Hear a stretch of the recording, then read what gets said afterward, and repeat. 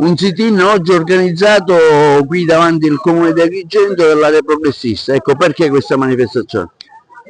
Perché noi diciamo basta un modo di amministrare la città che è all'insegna di tutti i disvalori. Noi vogliamo che la città sia amministrata nella massima trasparenza, nella legalità e che si inverta la tendenza, perché così come siamo messi Agrigento finisce in un burrone.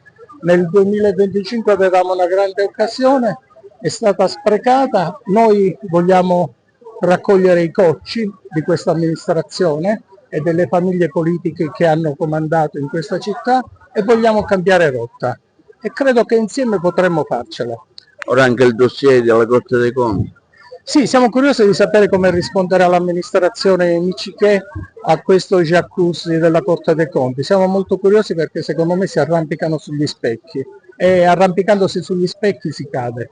In vista del prossimo appuntamento elettorale cosa farete? Faremo una squadra per presentarci alle elezioni, per andare in consiglio comunale. Abbiamo già un programma di governo della città che presenteremo molto presto. Vi aspettavate più gente a questo evento? Noi ci aspettiamo più gente nelle urne. Il PD col Circolo Giunti di Agrigento è presente a questo sit-in dell'area progressista? Sì, è una manifestazione a cui abbiamo invitato tutti i cittadini in seguito ad una gestione sempre più disastrosa degli eventi che riguardano Agrigento, capitale della cultura. L'ultimo fatto rilevante è quello della Corte dei Conti, che rileva una situazione assolutamente impietosa. Disorganizzazione, confusione, mancanza di controlli, rendiconti che arrivano tardivamente, mancanza di efficacia degli eventi, della misurazione dell'efficacia degli eventi, intendendo per efficacia la partecipazione ai singoli eventi, la soddisfazione delle persone che partecipano e i movimenti turistici che avrebbero dovuto, incrementare le presenze in provincia di Agrigento. Invece il dato sconfortante è che invece le presenze turistiche ad Agrigento calano. Segno quindi di una gestione che è assolutamente controcorrente rispetto alle aspettative della città. Le aspettative in vista del prossimo evento elettorale, ricordiamo che tra qualche mese si andrà a votare, con l'area progressista cosa propone? Ma noi abbiamo già costituito un'area molto ampia, mettendo assieme un cartello di opposizione che vede assieme partiti e associazioni.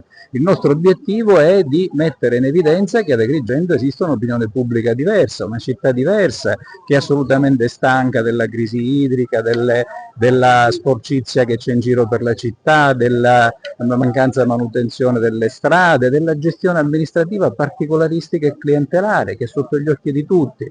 Vero è che ora c'era scritto nero su bianco la Corte dei Conti, ma che ci fossero disfunzioni, che ci fossero spese pazze, che ci fossero discrepanze fra il programma che è stato presentato e gli eventi che poi sono stati effettivamente realizzati era qualcosa di estremamente chiaro. Arriva solo il timbro ora della Corte dei Conti. Vedremo come risponderanno, ma indipendentemente dalla risposta che potrà dare il Comune e la Fondazione c'è un dato di fatto di un evento che purtroppo è diventato una sorta di grande manciata clientelare per amici e per clientele, ma non ha valorizzato la città e soprattutto purtroppo per una serie di incidenti assolutamente grossolani hanno dato di Agrigento un'immagine molto negativa.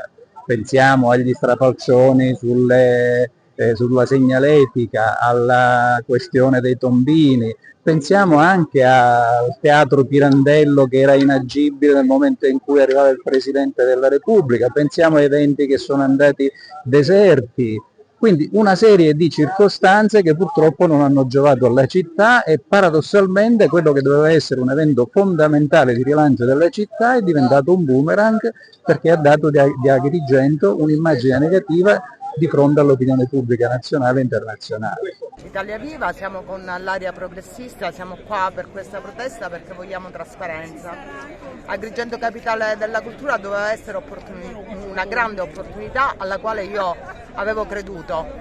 In realtà è stato un boomerang, adesso anche la Corte dei Conti interviene, noi vogliamo trasparenza. Molti cittadini agrigentini si sono svegliati e hanno dimostrato tanta attenzione nei confronti di chi li amministra, quindi è una serata importante per far capire che c'è chi è dietro le quinte e che si muove nell'interesse della comunità.